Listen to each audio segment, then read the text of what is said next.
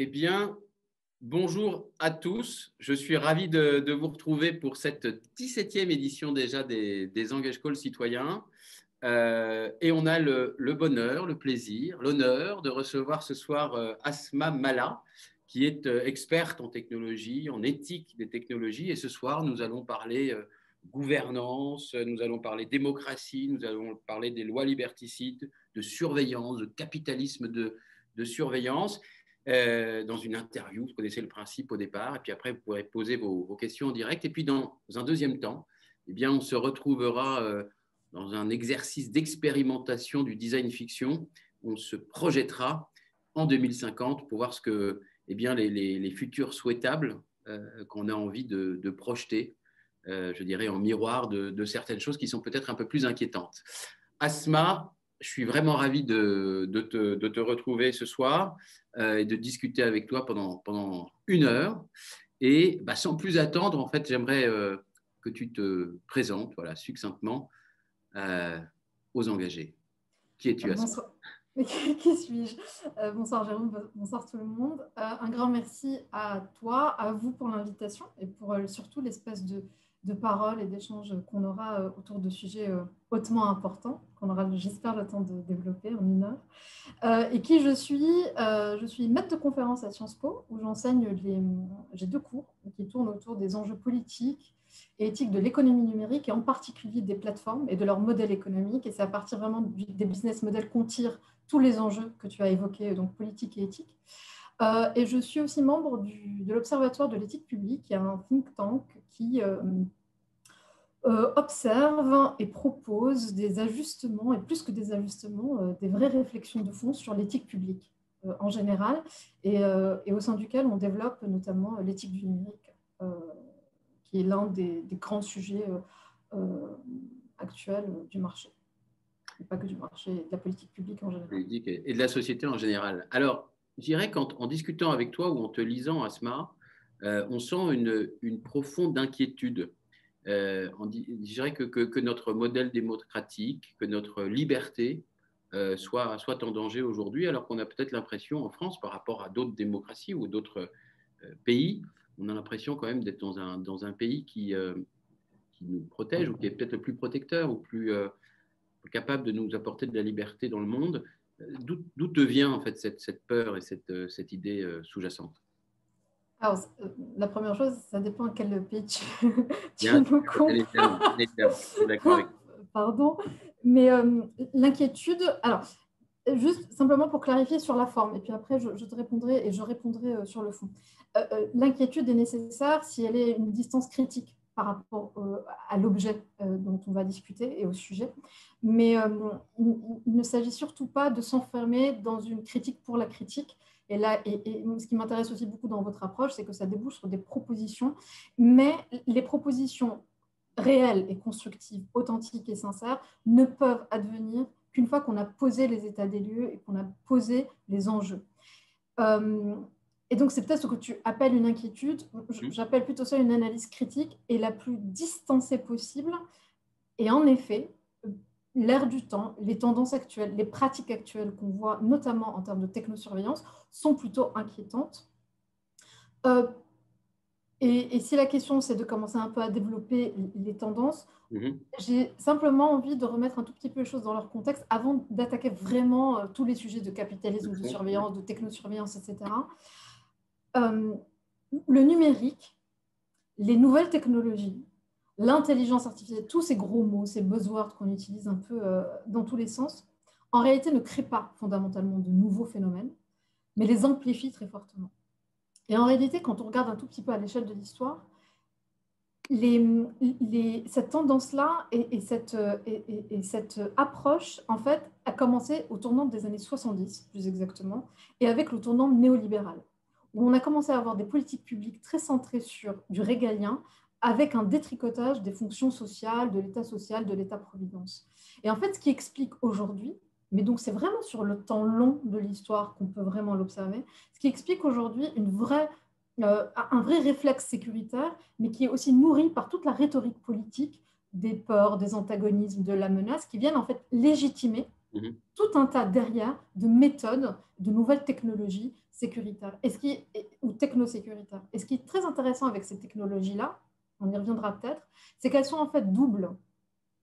Elles, elles, elles, elles, elles, elles poursuivent à la fois des finalités, des objectifs commerciaux individuels, et elles peuvent en même temps, si je puis dire, avoir des objectifs, en fait, elles peuvent être utilisées à des fins de technosurveillance. Et c'est bien cette ambivalence, ce double aspect qui est problématique. Parce qu'en fait, en créant de l'accoutumance, en gros, le capitalisme de la surveillance, c'est une hyper-personnalisation pour avoir une expérience d'usage sans couture, parfaite, hyper personnalisée, etc. Mais en fait, elles invisibilisent derrière les vrais enjeux politiques. Et typiquement, une technologie comme la reconnaissance faciale, vous l'avez à la fois pour déverrouiller le smartphone, avoir accès à un certain nombre d'interfaces, et en même temps pour quadriller l'espace public. Et c'est cette accoutumance, ce que j'appelle le pseudomorphisme, qui fait que petit à petit, on apprivoise, on s'habitue, et donc on perd de vue les vrais enjeux quand il s'agit en fait d'enjeux démocratiques, comme des technologies de surveillance qui sont, elles, poussées par l'État. Alors, quelle forme prennent-elles, en fait, justement, ces technologies? Comment tout ça s'incarne, en fait, concrètement? Ce à quoi tu veux dire, oui. Concrètement, si je devais vraiment schématiser, et après on ira un peu plus dans le détail, il y a deux grandes familles. Il y a les technologies elles-mêmes, hein, c'est-à-dire la reconnaissance faciale. Donc en fait, aujourd'hui, dans l'espace public, on a quadrillé, mais c'était bien avant, en fait, les GAFA, etc. À un moment donné, il y a eu une espèce de, je ne sais pas si vous vous souvenez, il y a eu une espèce d'effet de mode sur les caméras de vidéosurveillance. Donc, on en a mis un peu partout, on en a installé un peu partout. Le climax, évidemment, c'est l'Angleterre et Londres, avec les CCTV. Mais en France, on a eu exactement le même phénomène dans une ampleur un peu plus faible. Le truc, c'est qu'on s'est rendu compte que ces caméras-là n'étaient pas très efficaces et donc pas très rentables. Or, l'investissement avait été fait. En injectant dedans des logiciels de reconnaissance faciale, tout d'un coup, on peut, disons, servir le discours et la rhétorique sécuritaire d'une part, et surtout rentabiliser des infrastructures qui jusque-là fonctionnaient pas exactement comme on aurait voulu qu'elles fonctionnent. C'est une stratégie de techno-push. On pousse les technologies et après on voit ce qu'on en fait, quoi, en fait. Et c'était même pas réfléchi, c'est-à-dire que vraiment on s'est retrouvé avec voilà, des caméras un peu partout, et en les encapsulant du coup avec des logiciels de reco-facial, tout d'un coup, ça leur a redonné une seconde vie en fait. Et en plus, en servant ce discours de l'ultra-sécurité, de la sécurité, de la peur permanente, de l'ennemi invisible permanent, etc.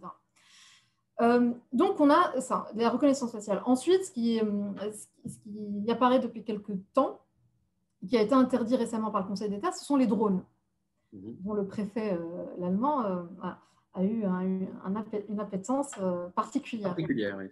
Particulière. Appuyée, on va dire. Oui. Appuyée. Donc, vous avez ce type en fait de robotique, mais de mécanique, mais qui encapsule des logiciels, donc de reco-facial. Et puis, après, il y a une deuxième technologie, entre guillemets, qui est devenue une espèce de réflexe politique, qui sont les fichiers. Donc, on a une espèce de réflexe du fichage. On a eu la grosse polémique sur le fichier TES qui a fini par être validé. Il y a eu tout cet été... Tu peux en dire quelques mots du fichier TES? Le fichier... Trois dimensions principales.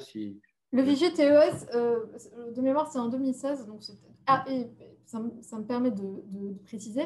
Peu importe le gouvernement, peu importe qu'on soit de gauche ou de droite, en gros, quand j'ai voulu mettre en perspective et dire en fait, ça participe d'une doctrine qui a commencé au tournant des années 70 dans une logique néolibérale, c'est précisément pour éviter les discours politiciens, c'est la gauche, c'est la droite, c'est Macron, c'est Hollande, c'est Sarkozy. Non, c'est quelque chose de beaucoup plus large que ça dans les démocraties occidentales.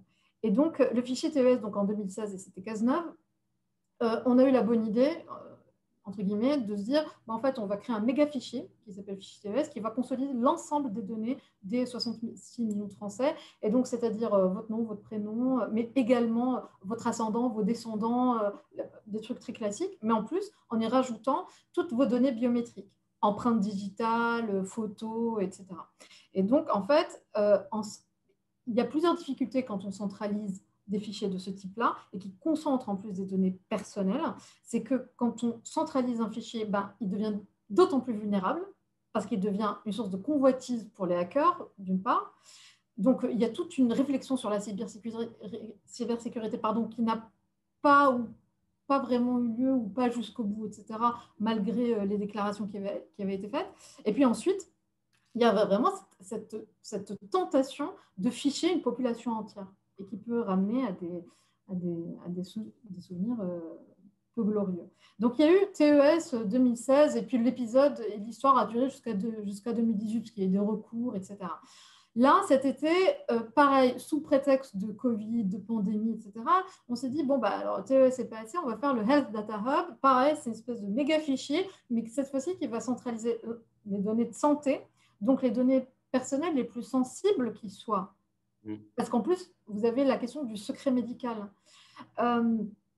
Donc, on va faire le fichier, le HDH, le Health Data Hub. Et puis là, en plus, on a une surcouche de problématiques parce que le traitement et le stockage de la donnée a été confié à Microsoft. Donc, en plus, on a un sujet de souveraineté.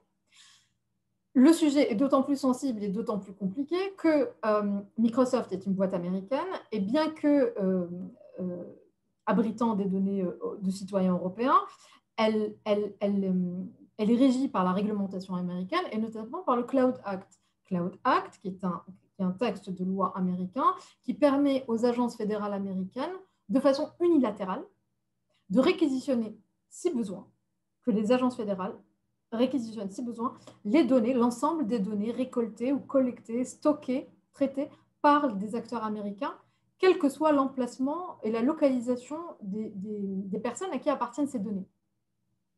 Donc là, en plus, on a un énorme sujet d'extraterritorialité du droit. Peut-être qu'on pourra parler de la question de l'état de droit, le droit comme arme juridique dans une guerre technologique, etc. etc. Donc ça soulève aussi ce type de réflexion. Et puis enfin, en fin d'année dernière, on a eu 3 décrets, ou en tout début d'année, 3 décrets. Oui, qui viennent de passer, dont l'idée, alors, non pas cette fois-ci pour créer des fichiers, mais pour transformer la philosophie de 3 fichiers existants. C'est le fichier PASP, JPASP et EASO.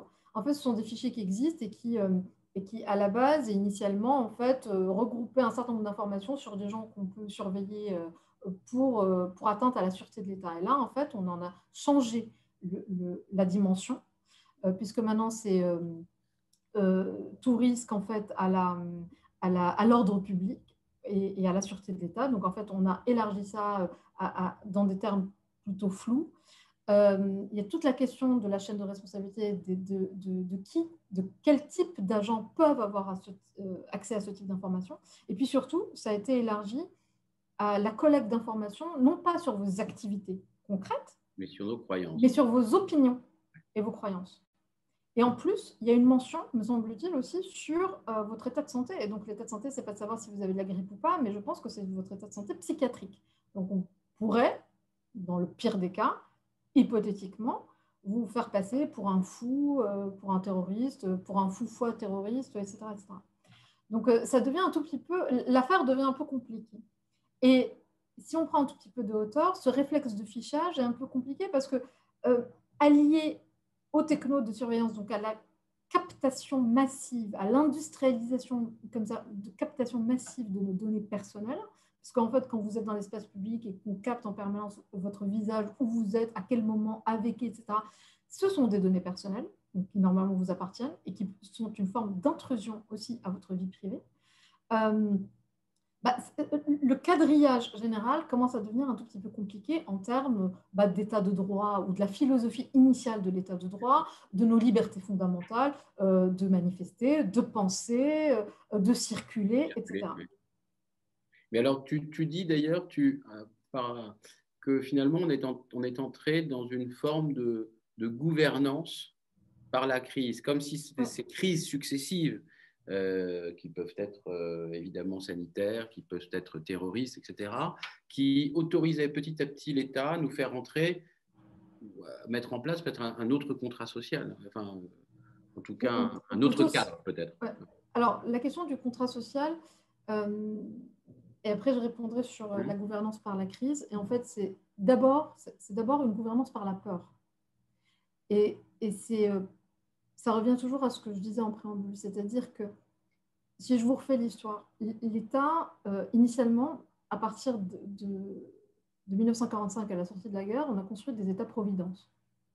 Puis on est rentré dans les 30 glorieuses. Économie et consommation et production fordiste de masse pour équiper les ménages, etc. Puis là, à ce moment-là, il y avait de la croissance, du plein emploi. Et puis on était sur un moment historique, une espèce d'épiphanie, c'était extraordinaire. C'est tant est qu'on valide le modèle. Avec le marché libre et concurrence libre pure et parfaite, etc. Bon. Et petit à petit, on s'est rendu compte qu'en fait, ce n'était pas si parfait. Et dans la doctrine économique, on est passé du libéralisme à une forme de néolibéralisme avec une dérégulation totale parce qu'il y a eu une école qui a à un moment donné prédominé et qui a été très importante et qui a estimé que l'État était beaucoup trop interventionniste et c'était aussi anti-Keynes, anti-les New Deal, etc. Donc, ça avait éclos dans un contexte historique particulier, en réaction à quelque chose. Et donc, on a commencé à estimer, ces penseurs-là, ces économistes-là ont commencé à penser que l'État était beaucoup trop interventionniste et donc, en fait, en manipulant les règles du marché, en fait, le faussait. Et donc, le transformait, mais pas forcément dans le bon sens. Et donc, on a eu tout un vent comme ça de dérégulation avec l'apogée des Thatcher, Reagan, etc. Et ce qui est très intéressant, c'est que Thatcher a quand même dit il n'y a pas de société, il n'y a que des individus.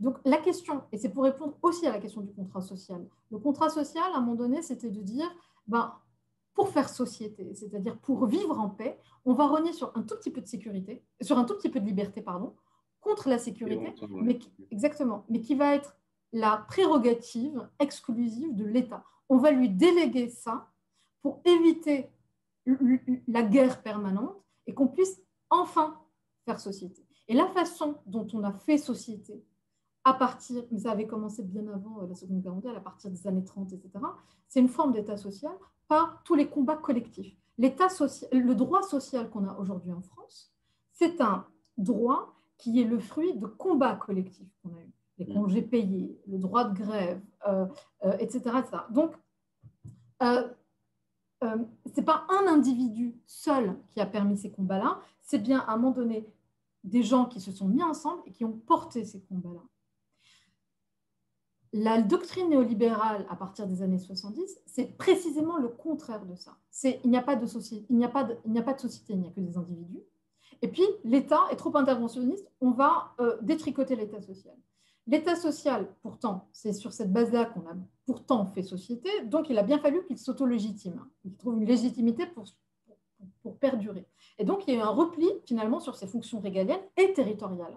Le sujet principal dans des sociétés où, en réalité, sous couvert de responsabilisation, finalement, on insécurise les individus, la sécurité de l'emploi qu'on a perdu avec tout d'un coup l'apparition d'un chômage de masse, l'insécurité de pouvoir vivre tranquille, une succession à partir de ce moment-là de crises, des crises pétrolières, puis après on est rentré à partir de 2001 dans le terrorisme et maintenant les pandémies, gouvernance par la crise donc, et ça va continuer. Aujourd'hui, le système n'est plus réellement soutenable et donc on va continuer à accumuler des crises de ce type-là. Donc, repli sur le régalien et le sécuritaire, nourri par cette rhétorique de l'ennemi permanent, l'ennemi invisible permanent, derrière lequel on doit tous faire artificiellement, finalement, faire front pour le combattre. Et c'est exactement la rhétorique qu'on a eue avec le Covid. Le premier discours de Macron, ça a été « nous sommes en guerre contre le virus ». Donc, ça participe de cette doctrine, en fait, et de cette vision du monde. C'est une idéologie. Et qui vient se nourrir évidemment de l'exponentialité technologique et de la puissance des plateformes, parce que tout ça, ce sont une habituation qui est aussi permise peut-être par des nouvelles formes, par des nouveaux usages auxquels on est de plus en plus habitué, et des possibilités technologiques. Absolument, c'est-à-dire que les nouvelles technos et la capacité industrielle à capter autant de données a été finalement une aubaine pour ce type d'État-là. Et le tournant, ça a été vraiment 2001 et le 11 septembre. Parce qu'avant ça, Internet, on était encore sur des formats plutôt essaimés avec l'utopie initiale finalement d'Internet, c'est-à-dire un espace ouvert, libre, avec l'accès gratuit à l'information, etc. On était encore sur ce type finalement de design de l'espace Internet à échelle mondiale. Et puis est arrivé le 11 septembre et tout d'un coup, la doctrine politique générale, ça a été la guerre contre le terrorisme, l'axe du mal. Et tout d'un coup, et c'est à ce moment-là aussi où les collaborations typiquement entre les GAFA, Apple non, mais Google par exemple, et les agences fédérales ont vraiment explosé. Parce que tout d'un coup, l'État, qui aurait dû être un lieu de contre-pouvoir, en tout cas de réflexion critique par rapport à ces modèles économiques qui commençaient à émerger, en fait, on a vu une aubaine pour capter de la donnée sur un maximum de personnes pour cette lutte sécuritaire. Et donc, tout d'un coup, on a eu ces nouvelles formes de pouvoir, cette nouvelle gouvernance qui est apparue, d'abord aux États-Unis, où État central et méta-plateformes, ou maintenant on les appelle les plateformes structurantes ou gatekeepers, on les appelle comme vous voulez, en gros les GAFA, bah, ont commencé à vraiment être en intrication permanente et être sur un même continuum fonctionnel.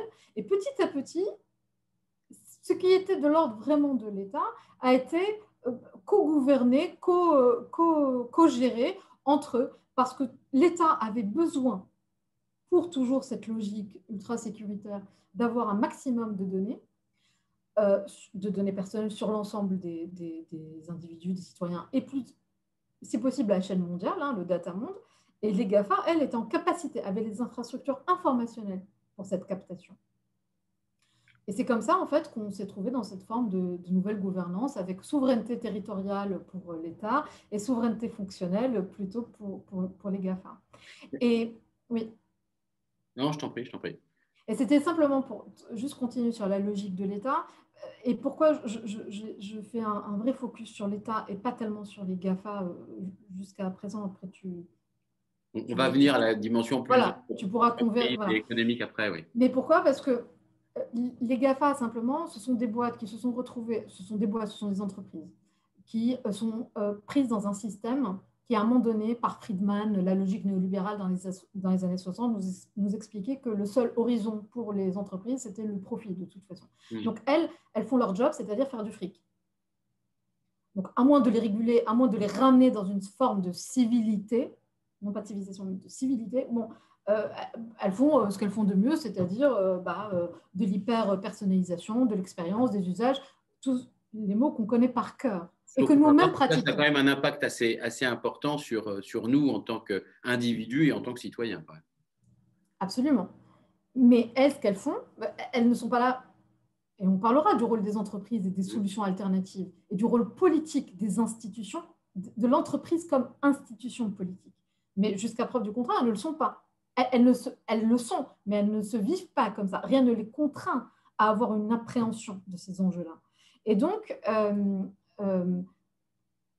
il m'a toujours semblé que c'était plutôt au rôle de l'État, État étant une fiction juridique que nous avons construit aussi collectivement, l'État c'est nous, c'est ce qu'on met derrière, de penser les contre-pouvoirs vis-à-vis de ça, de penser la régulation de ça, de penser le modèle qu'on veut. Mais justement, maintenant que cette technologie, ces plateformes se sont installées et que tout ça nous environne et on ne va pas revenir en arrière, en tout cas sur la capacité à les utiliser et à vivre dans cet environnement-là. Quels sont les contre-pouvoirs? Quelles sont nos capacités à réguler? Comment on peut réguler? Par qui? Comment tu sens qu'on peut sortir de cette ornière technologique et ses dérives antidémocratiques? Alors, la question, ce n'est pas de sortir de l'ornière technologique. Je pense qu'il y a un gros malentendu sur ce qu'est les nouvelles technologies ou l'usage ou l'intérêt des nouvelles technologies. Les nouvelles technologies, typiquement l'intelligence artificielle, et on le voit maintenant, le coup d'après, si à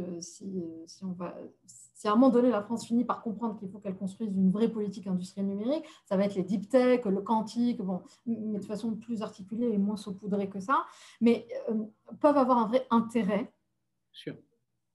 Si elles sont au service de l'intérêt général, du bien commun, du progrès, de la connaissance. Je parlais plutôt des usages, bien sûr, quand je parlais d'ornière. Oui. Le problème qu'on a, c'est qu'aujourd'hui, ce malentendu-là vient du fait que ces technologies sont totalement captées, parce que maîtrisées, en fait, par quelques métaplateformes. Elles sont au nombre de 4-5, en fait. Et c'est ça le vrai sujet. C'est qu'en fait, on a une captation de quelque chose qui pourtant nous appartient à tous, la connaissance, le monde, la nature, etc. Donc, une captation de cette valeur-là de nos données personnelles. La prochaine vague, ça va être les données industrielles avec la 5G, etc. On a une captation par quelques-uns. Et l'État, jusqu'à il n'y a pas longtemps, donnait plutôt blanc-seing à ça, parce que ça l'arrangeait. Maintenant que ce sont devenues des entreprises énormes qui sont à taille d'État, que leur valorisation, elle pèse plus de 6 milliards, les 5, plus de 6 000 milliards en capital de Ça dollars. dépasse le PIB africain, oui, c'est absolument Ou colossal. le Danemark, ou même l'Allemagne. Donc, en fait, euh, les États commencent à avoir un tout petit peu peur et donc ils commencent à prendre un tout petit peu de distance, d'où en fait cette inflation régulationniste qu'on voit apparaître depuis cette année en fait. Hein.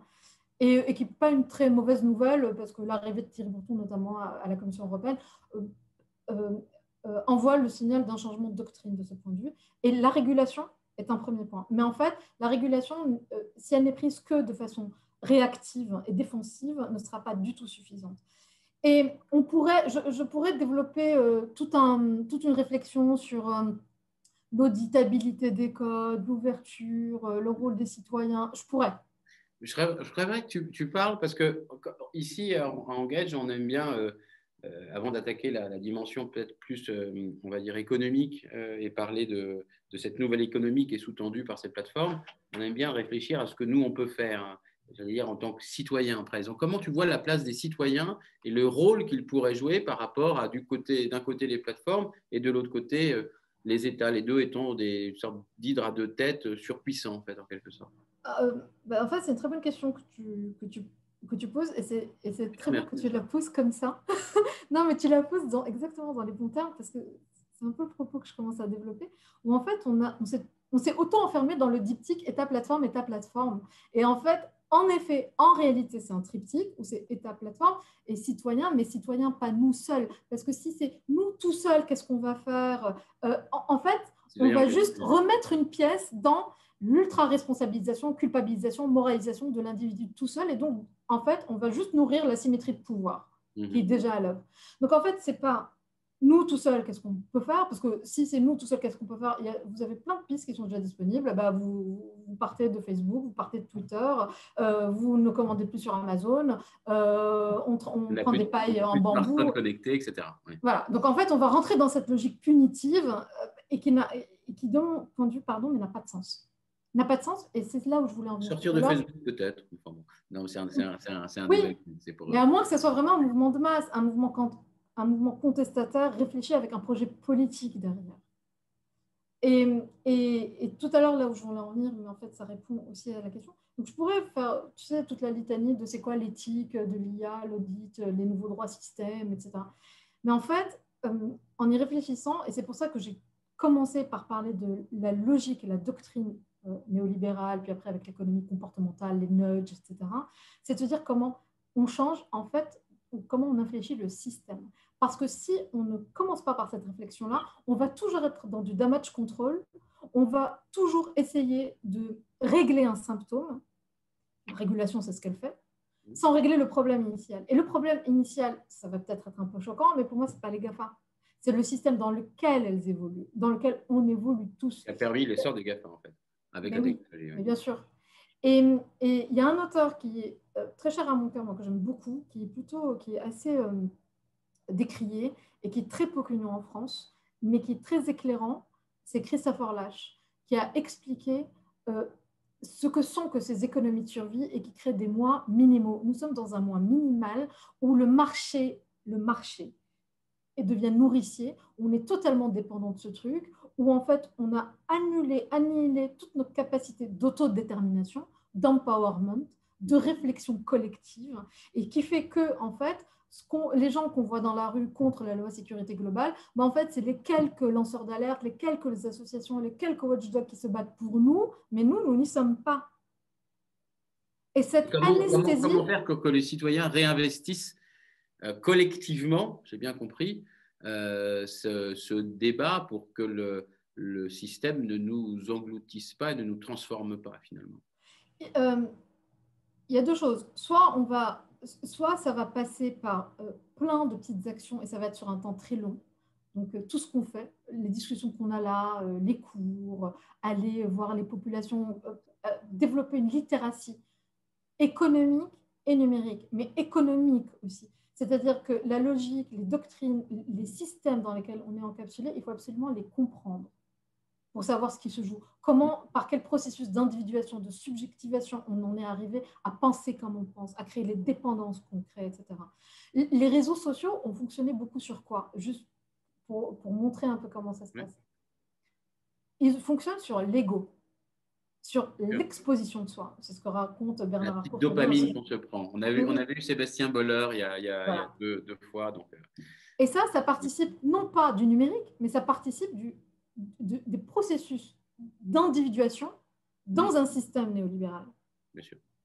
Donc, il faut toujours revenir à la jeunesse. Et c'est pour ça que je m'attache toujours à revenir à un tout petit peu d'histoire. Les choses n'arrivent pas par hasard. Les choses sont quand même arrivées sur un temps historique relativement long. Et par ailleurs, juste par rapport à l'espoir qu'on peut avoir, le temps technologique, parce que les nouvelles technologies ont accéléré le rapport au temps, réellement, l'économie de l'attention, certes, mais en fait, on a des innovations en permanence, incrémentales ou profondes, mais le temps a été très, très raccourci.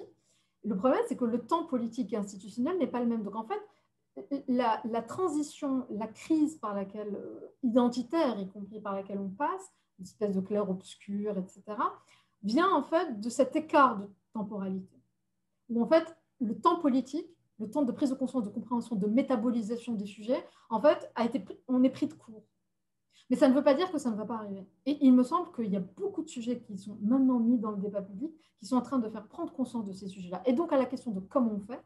Oui, je vais y revenir. Tu me parles de connaissances, que tout le monde comprenne Voilà. mieux comment ça marche, mais concrètement, comment on fait pour reprendre Et puis après, il y a l'arme politique, à laquelle je crois profondément et fondamentalement. C'est-à-dire qu'il va falloir qu'on. Et là, l'espace est libre pour toutes les personnes qui veulent y réfléchir, dans la sphère académique, dans la sphère politique, dans la sphère entrepreneuriale. Dans la sphère entrepreneuriale, à chaque entrepreneur, patron de boîte, de se dire comment authentiquement sa boîte peut participer à son écosystème local, à l'emploi, à la formation, à la prise de conscience. Et en fait, la démocratie, c'est quoi? C'est une démocratie parfaite, une démocratie idéale. C'est en fait un partage équitable du pouvoir.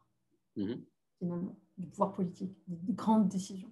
L'économie, c'est exactement la même chose. Aujourd'hui, on a eu une économie prédatrice, mais comment un entrepreneur, un chef d'entreprise peut se dire comment moi je distribue équitablement, non pas la valeur, mais y compris peut-être la propriété de mon entreprise, ou des montées en capital, ou une vraie gouvernance partagée. Qu'est-ce que ça a à voir avec la technologie, ça? Ça n'a pas à voir avec la technologie, ça a à voir avec le système dans lequel on est. C'est-à-dire que si, et je reviens à mon point, si en fait on repense le système dans lequel on est pris, à ce moment-là, on peut arriver à des technologies, à un usage de la technologie, de la politique, de la démocratie, de l'économie, qui est beaucoup plus au service finalement du projet qu'on a envie de servir. Après, à nous collectivement de déterminer quel est le projet qu'on a envie de servir. Le mien, c'est le projet de liberté politique. Le prochain combat énorme qu'on va avoir, ça va être quand même la lutte contre l'explosion des inégalités. Le numérique, soit les nouvelles technologies, les plateformes, la captation de données, soit ça va encore amplifier ces écarts et on va avoir des sociétés à deux vitesses, des mondes, ça va être la fin de l'État-nation. En fait, on va avoir des nations qui vont être coupées en deux, soit, exactement, soit on va reconstituer les mécanismes de solidarité, on va reconstituer des mécanismes de partage, et donc ça suppose, je ne vois pas comment on va pouvoir bypasser la réflexion politique. Et donc c'est la réflexion de l'État, et l'État non pas comme seul lieu de pouvoir, mais aussi comme lieu de contre-pouvoir. Et en fait, toute la difficulté qu'on a, si on devait la résumer, c'est toujours cet équilibre pouvoir contre pouvoir, et en fait, on a eu de l'hyper-pouvoir par quelques-uns, et des intrications publiques-privées qui ont été pas très saines. Et toute la question, c'est comment est-ce qu'on réintroduit du contre-pouvoir et donc de la démocratie radicale, c'est-à-dire antagoniste, où tout d'un coup, on peut vraiment avoir de vrais débats réels. C'est-à-dire, c'est pas prendre comme hypothèse, il faut rembourser la dette, parce qu'en fait, c'est ça. Je prends un exemple qui n'a rien à voir, mais c'est simplement pour illustrer. On part du présupposé que donc, il faudrait rembourser la dette. Mais peut-être que oui, peut-être que non. Il faudrait revenir finalement aux questions initiales, au vrai débat. et les poser réellement et sincèrement sur la table. Et c'est peut-être avoir un courage d'être un peu plus clivant que espèce de consensus mou maquillé par des Oui, discours. tu appelles à ce que l'État prenne des positions beaucoup plus tranchées sur ces sujets-là. Mais l'État ne le prendra pas si nous, on ne se réapproprie pas ces questions-là. Enfin, c'est ça que j'essaie de dire. Ouais, Et il me semble, moi c'est une conviction que j'ai qui est assez forte, que le rôle associatif, c'est pour ça que tout à l'heure je parlais des écarts de temporalité, mais le rôle des associations, des lanceurs d'alerte, en fait ce sont des idées qui vont essaimer petit à petit. Moi j'en suis assez persuadée. C'est-à-dire qu'en fait on est pris tout d'un coup, parce qu'on est dans un malaise, on est pris par une impatience. Mais en fait, et c'est ce que je disais tout à l'heure, le temps politique est un temps long. C'est un temps long. Donc, il va falloir décrasser un peu tout ça et ça va prendre plus de temps que prévu. Et donc, tout ce qu'on est en train de faire, évangéliser, sensibiliser, expliquer, mobiliser, ça va être très important. Et il va falloir aussi que dans notre architecture démocratique, dans les institutions qui sont censées être ces contre-pouvoirs-là, on commence par exemple un tout petit peu à avoir peut-être à arrêter finalement d'embêter les associations dans leur capacité de financement, dans leur capacité de mobilisation, et plutôt d'accepter cette altérité-là qui est nécessaire en fait à cette prise de conscience. Mais on sent bien tous qu'on est en fin de système, c'est ça que j'essaie de dire.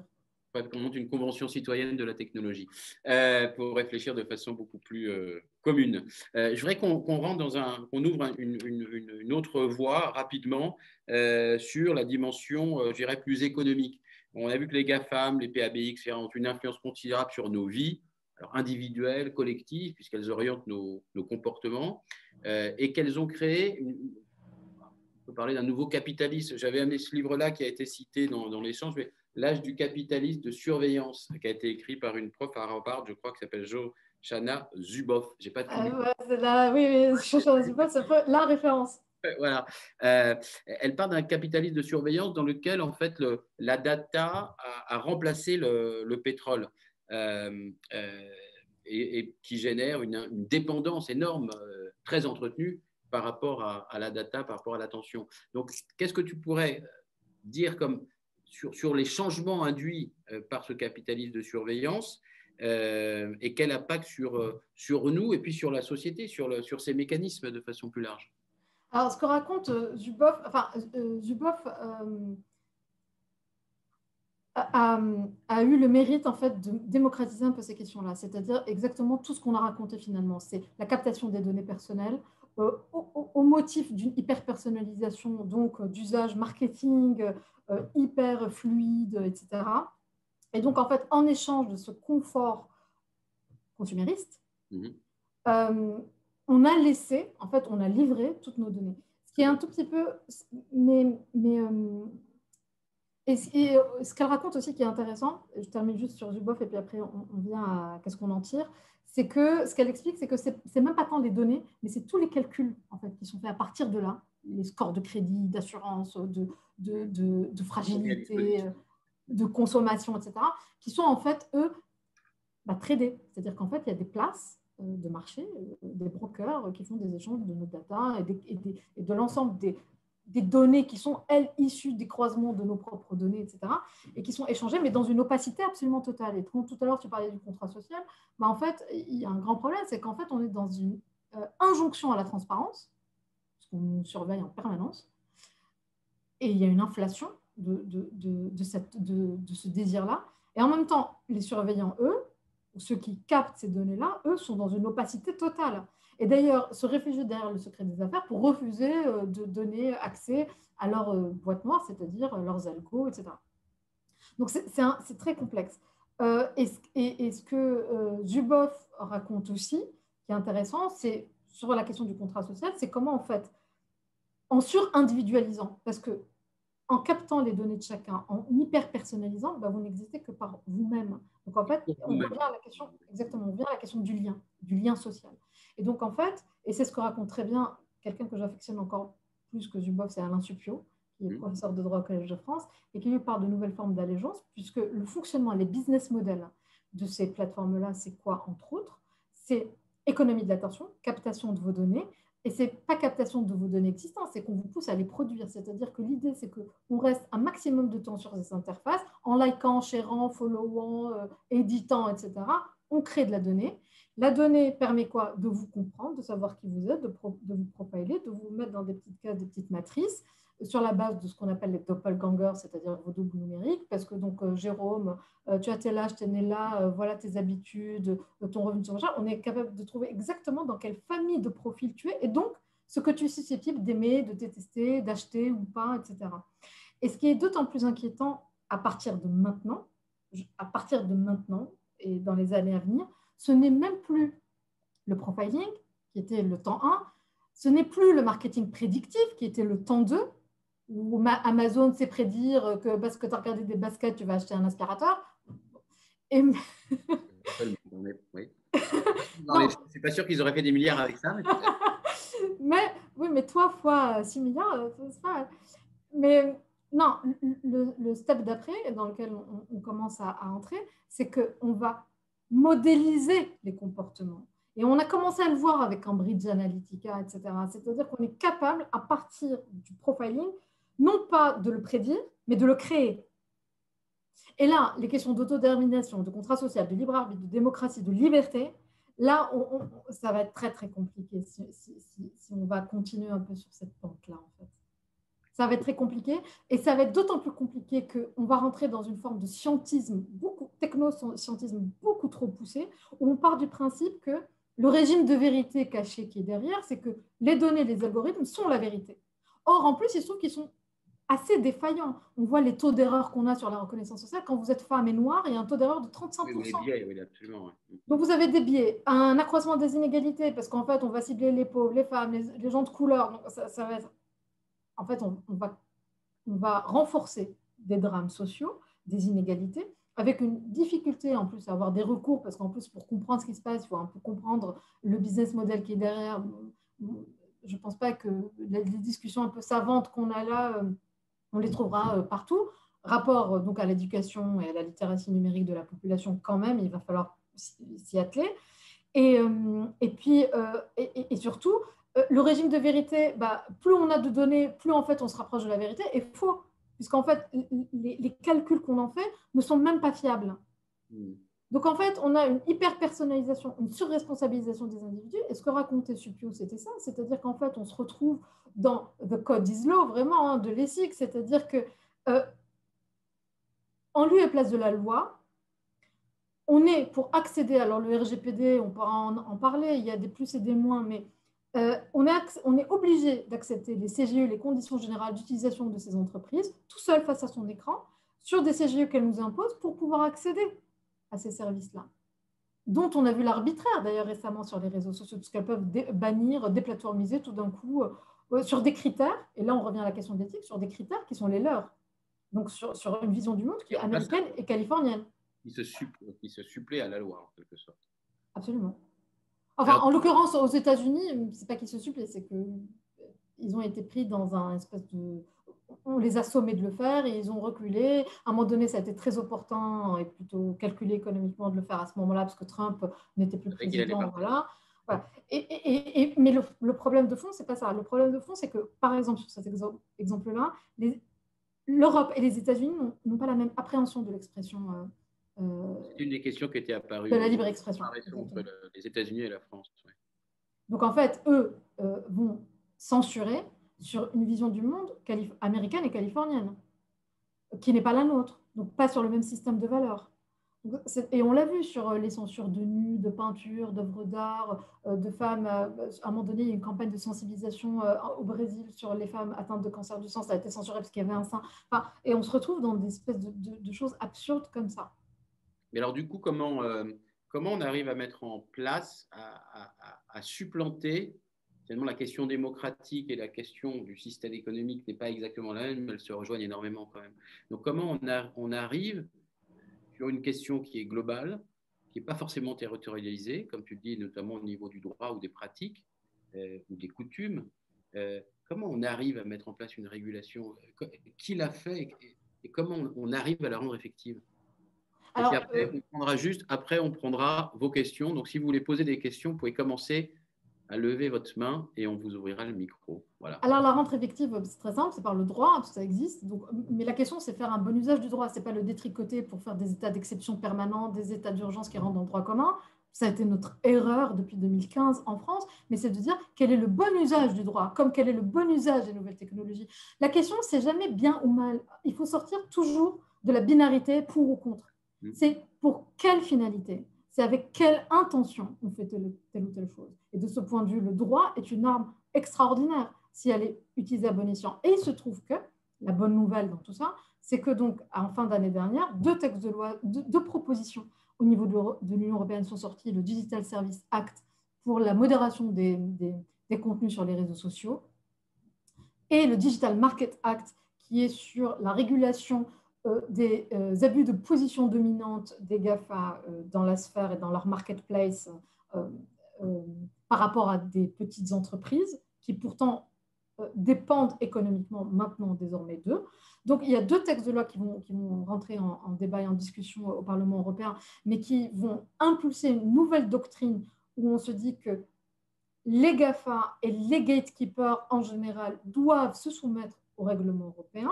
Ça ne résout pas la question de l'extraterritorialité du droit et du multilatéralisme qui est fondamentalement en crise. Ça sera un autre type de réflexion à avoir, qui est toujours plus large que le numérique. Hein. C'est comment est-ce que des institutions... Avec le numérique, ça prend une dimension quand même très importante. Ça la visibilise et ça cristallise des réflexions. Donc, il y a la question de la régulation à proprement parler. Et, je ne l'ai peut-être pas assez dit, on voit des choses apparaître sur le terrain qui sont très positives. Et c'est plutôt au niveau des collectivités locales. Au niveau local, il y a un paquet d'initiatives qui sont concrètes et qui ont lieu, notamment sur les sujets de Smart City, sur lesquels je travaille beaucoup. Et sur le marché Smart City, on a vu 3 temps. C'est-à-dire, à un moment donné, il y a eu ou plutôt 2 grandes phases. À un moment donné, où c'était le tout techno. Tout tech, on va mettre des capteurs partout, des plateformes partout, etc. Et puis là, il y a quelque chose qui est de se dire, on va... en complément de la technologie qui va être quand même nécessaire, on va quand même rajouter des instances démocratiques. Dans les architectures technologiques, on va mettre ce qu'on appelle du self-data. Typiquement, La Rochelle ou la ville de Rennes ont commencé des réflexions hyper intéressantes de ce point de vue à échelle locale, ou à Paris. Le self-data, c'est de se dire, en fait, toutes les données qu'on produit, on les récupère, nous, citoyens, parce que c'est les nôtres, et on a capacité, modulo une anonymisation, etc., de les remettre au service de la ville pour l'intérêt général, exactement. Donc, il y a la question du self-data, il y a l'open source. En ce moment, il y a des initiatives comme ça qui ont lieu. Donc, à échelle locale, les marchés publics qui devraient de plus en plus, en fait, commander plutôt sur des acteurs souverains, européens, français, plutôt qu'en permanence donner à Microsoft, à je ne sais qui. Donc, il se passe des choses vraiment sur le terrain qui sont, de ce point de vue, hyper intéressantes. Non, je t'interromps parce qu'on va ouvrir le micro à nos amis auditeurs. Et d'ailleurs, c'est ce que dit très justement Yves Deschamps, qui dit au niveau local, les élus recherchent une nouvelle légitimité auprès des citoyens. Mais enfin, évidemment, l'axe territorial ou le niveau territorial local permet de remettre aussi beaucoup plus le citoyen en jeu. Je voudrais, Laura, que tu ouvres le micro de Thomas Parisot qui veut poser une question. Voilà. Quelle question va poser Thomas? On va bientôt le découvrir. Bonsoir Thomas. Le micro est à toi, si je peux me permettre de tutoyer. Oui, bonsoir. Merci pour cet éclairage historique critique. Je réagis à la boutade de Jérôme sur la Convention citoyenne sur la technologie. Ces débats me font penser du coup à... Plus ou moins une boutade d'ailleurs, mais oui. On va dire que c'est une boutade, mais je vous laisse vous engager. Ça me fait penser à l'écologie en fait. On a quand même dans la société un espèce de mouvement, un souffle éthique pour plus de responsabilité, d'autonomie, de fraîcheur de sens, etc. Et en fait, l'écologie, nos propres comportements individuels et collectifs changent très peu en définitif. On est un peu enfermé dans des espèces de dissonances cognitives, des paradoxes politiques. Et si je le transpose sur le plan de la technologie, comment pensez-vous qu'il est possible de passer en quelque sorte d'un ethic washing à une action significative et pérenne? Un ethic acting, absolument. Asma, comment on arrive à changer? Alors, on veut tous changer, puis en fait, on est tous en permanence sur nos machins, quoi. Donc alors, Alors, ça dépend. Il y a plusieurs niveaux. Donc, Thomas, je ne sais pas à quel niveau vous voulez. Est-ce que c'est à un niveau individuel ou au niveau des entreprises? L'éthique, c'est un tout petit peu compliqué sur l'éthique des nouvelles technologies parce qu'à un moment donné, ça a été le positionnement de l'Europe. C'est-à-dire qu'à un moment donné, on s'est retrouvé sous parapluie américain et on s'est dit que la stratégie de différenciation de l'Europe, ce serait de mettre de l'éthique. Et donc, à un moment donné, on a eu une espèce d'inflation de livres blancs, de blue book, de guidelines éthiques, etc. Et à la fin, on s'est retrouvé avec un plouf, un pchit. Et puis, chaque boîte, un peu sur un peu le trend de la RSE, où à un moment donné, on a fait du greenwashing, de la RSE washing.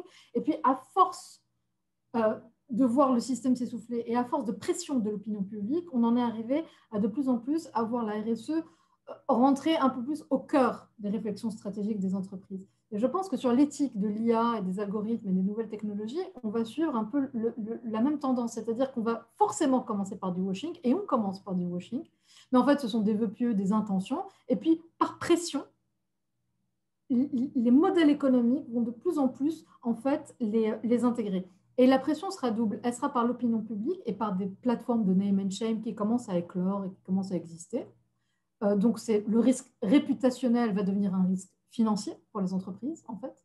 Et là, quand ça va devenir un risque financier, ça va faire mal et donc elles vont s'y mettre, d'une part. D'autre part, c'est à notre job, à nous tous, collaborateurs en interne, de faire bouger un peu ces sujets-là. Et on revient sur la question de la sensibilisation. Et puis après, il y a la question évidemment politique. On a commencé par la loi Pacte, mais qu'on peut élargir sur la responsabilité et le rôle, et je reviens vraiment à ça, le rôle de l'entreprise, non pas comme capsule à faire du fric, mais vraiment comme institution politique qui a une responsabilité sur son écosystème immédiat et local. On est bien d'accord. Et typiquement, je reviens sur les smart cities et les collectivités locales, celles que je vous citais, quand elles ouvrent le marché, quand elles font un appel à projet, elles vont forcément retenir les entreprises qui, dans leur modèle d'affaires et dans leur modèle technologique, proposent des solutions fondamentalement éthiques, transparentes. Il y a une question de Valérie Lombard. Merci beaucoup pour ta réponse. Merci Thomas. Il y a une question de Valérie Lombard qui dit quelles sont les plateformes de name and shame ou des plateformes qui s'engagent sur ces questions. Alors, Valérie. La plateforme que j'ai en tête, c'est une plateforme qui s'appelle eBoycott, je crois. eBoycott, qui est sur tous les web. E-boycott et qui fait du name and shame de boîtes qui sont sales dans leur pratique. D'accord. Tu parles aussi de Valérie Lombard, de la quadrature du net, mais ça, c'est plus sur une dimension de recherche et d'influence, non? Moi, j'ai parlé de qui, pardon? Non, Valérie parlait de la quadrature du net. Oui. Watchdog, absolument. Une organisation qui réfléchit. C'est une asso. Exactement, qui réfléchit sur ces questions-là. Alors, est-ce qu'il y a d'autres questions qui viennent? C'est très simple, vous toquez et je vous passe la parole. Et puis, on verra. Voilà, vous pouvez poser votre question. J'avais une question à te poser qui est presque, c'est pas philosophique, mais presque. C'est-à-dire qu'on rentre quand même, on a l'impression en t'écoutant, on rentre dans une. Alors certes, il y a des leviers pour en sortir, des leviers démocratiques avec les citoyens, etc. Mais j'ai l'impression qu'on rentre quand même dans une société de surveillance, d'ultra-surveillance, quasiment antidémocratique, dans lequel l'État, pour ne pas gérer peut-être aussi cette complexité à la tentation totalitaire et de simplificatrice, alors, comment on arrive à envisager avec bonheur, envie, joie la société qui nous attend? Quels sont tes futurs désirables? Comment faire renaître cette envie de futur, ce récit positif de demain? Alors, je vais parler qu'en mon nom, mais moi, je ne le trouve pas. Si en gros, on a deux options. Soit on va continuer comme on fait, et puis on est déjà dans les prémices ou même dans une forme de début de dystopie, et puis c'est qu'on leur a bien voulu, on a bien ce qu'on mérite. Pardon, mais je veux dire, à un moment donné, dans ce sens-là, il faudra bien qu'on prenne nos responsabilités. Donc, si personne ne se bouge à aucun moment, et si tout le monde reste confortablement derrière ses applis, ses interfaces, à bouffer, consommer et dormir, on leur a bien voulu, on leur a cherché. Je ne sais pas comment dire les choses autrement que comme ça. Et à titre personnel, juste tout à l'heure, tu disais les alternatives. Oui, alors dégager, supprimer, partir de Facebook, etc. WhatsApp qui ouvre, vous avez vu, qui va partager avec Facebook les données personnelles. En fait, il y a des alternatives, hein, Signal, Olvid, il y a Mastodon, enfin, il y a une possibilité quand même d'aller là. Et encore une fois, le temps politique, certes, n'est pas satisfaisant, mais n'empêche qu'il y a des choses qui sont en train de bouger. Il y a tout un tas de discussions aujourd'hui sur l'interopérabilité des réseaux, etc. Donc, ce n'est pas vrai qu'il ne se passe rien. C'est juste que gardons vraiment en tête, et j'insiste vraiment sur ce message, je crois que j'ai vu une de mes étudiantes se connecter, donc elle pourra confirmer que c'est ce que je leur martèle tous les lundis matins, mais c'est vraiment important de ne pas oublier qu'on est sur des temporalités différentes, mais que de toute façon, le temps politique le rattrapera à ça. Mais la question, donc, c'est pas qu'on va rattraper ou pas. Quand on continue à fuir en avant, la politique ou le citoyen risque d'être toujours à la traîne, en fait. Non, parce qu'on a bien compris ce qui se joue. C'est-à-dire qu'il y a un truc qui a émergé de façon assez fulgurante, qui nous a pris de court, mais maintenant on a bien compris l'histoire. Et on voit bien les prochaines tendances qui vont arriver, les grandes dynamiques, y compris géopolitiques d'ailleurs, on n'en a pas parlé, mais y compris la recomposition de la géostratégie, etc. Les briques sont en place. Après, qu'il y ait 3 nouvelles technologies de plus ou de moins, ce n'est pas tant la question. Mais la question de la temporalité est importante. Et après, tu me dis, comment on fait? Moi, je ne suis pas du tout inquiète. Je trouve plutôt on est contemporain d'une époque qui est incroyable d'un point de vue historique, parce qu'on est dans un changement économique. On est à la fin, il me semble, d'un système. Et donc, contrairement à Fukuyama qui disait la fin de l'histoire, pas du tout, c'est le début d'une autre. C'est bien trompé. Et donc, je pense qu'on est au début d'un nouveau combat. Et l'arme politique, si on sait la prendre, 2022, je ne suis pas sûre que les bons candidats gagneront. Mais il y a un boulevard pour s'engager sur ces questions-là. La question de la souveraineté numérique et de la souveraineté en général. Et donc, la souveraineté numérique va tirer un paquet de sujets, notamment à gauche. Donc, il y a de la place pour un engagement réel, mais simplement, ce n'est pas nous tout seuls dans un coin. Il va falloir vraiment qu'on fasse masse, en fait. Et on revient à la question de l'empowerment collectif. Merci beaucoup, Asma. On t'a demandé, c'est notre tradition, de sélectionner, de mettre en avant une œuvre d'art ou des œuvres d'art. Attention, le suspense, c'est fou. Auxquelles tu penses ou qui sont liées au sujet qu'on a abordé ce soir, Laura. Alors, oui, voilà. C'est l'amour fou. Non, en fait, juste avant de...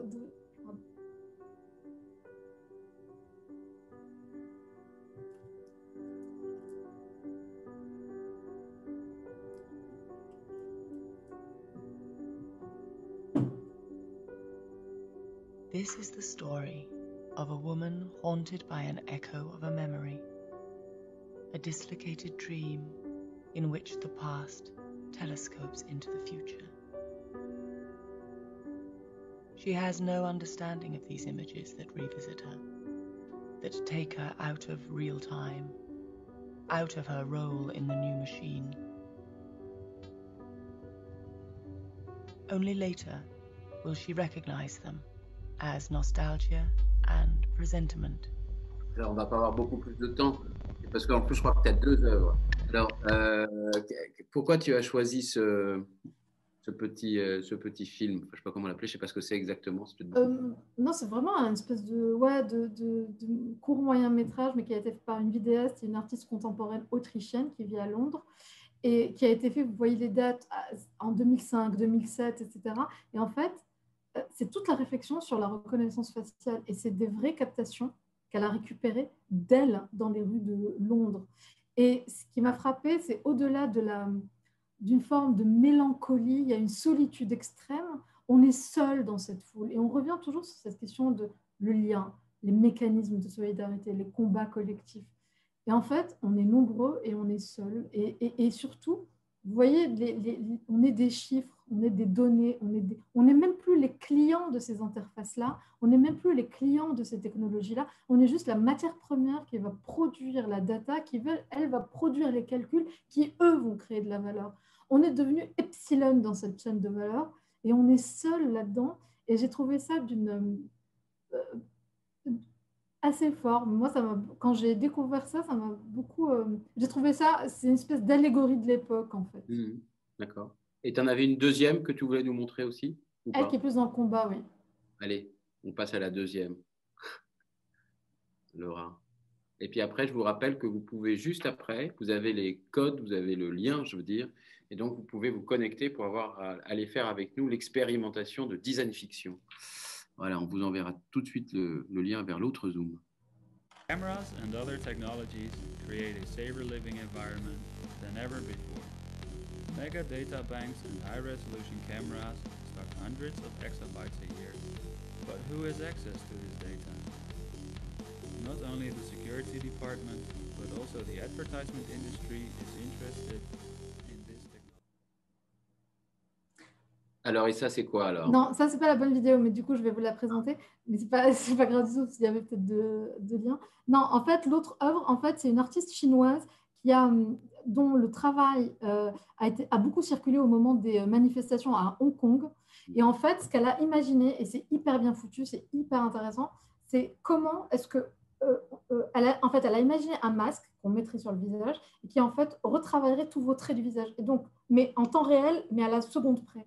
Et donc, les logiciels de reconnaissance faciale ne peuvent donc pas vous reconnaître. Oui. Parce que déjà, c'est un masque. Et en plus, c'est un masque qui change la morphologie toutes les X secondes. Donc, en fait, vous changez de visage en temps réel. Alors, c'est une œuvre d'art, hein, ça n'existe pas encore. Mais là, c'est le concept de la contre-surveillance. C'est-à-dire qu'on nous surveille, mais du coup, en permanence, et je crois vraiment à la créativité humaine, on est capable de déjouer. Et donc, ça va être une espèce de course à l'échalote où dès qu'il y a une technologie de surveillance, on est capable finalement de la déjouer, comme les Anonymous à un moment donné, etc.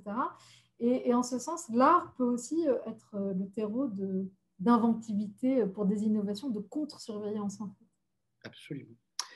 Asma, il me reste à te remercier au nom de l'équipe Engage, de Laura, de Laetitia, de Roman, voilà, qui nous ont aidés pour tout ça. Et puis, bien sûr, de te remercier parce que je crois que tu nous as ouvert plein de portes sur cette compréhension, évidemment, de la technologie, de l'éthique de la technologie, et de savoir comment nous, en tant que citoyens, interreliés, en mettant du lien, voire de l'amour dans tout ça, et ben, on peut reprendre le contrôle sur tous ces éléments.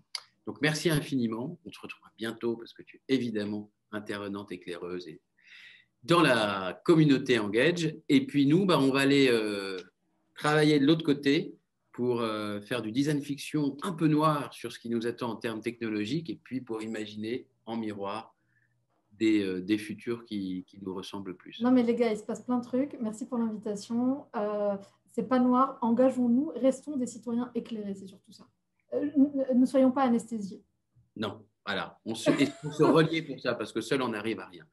Merci beaucoup Asma, à très vite. Très belle soirée, ciao. Merci à vous tous.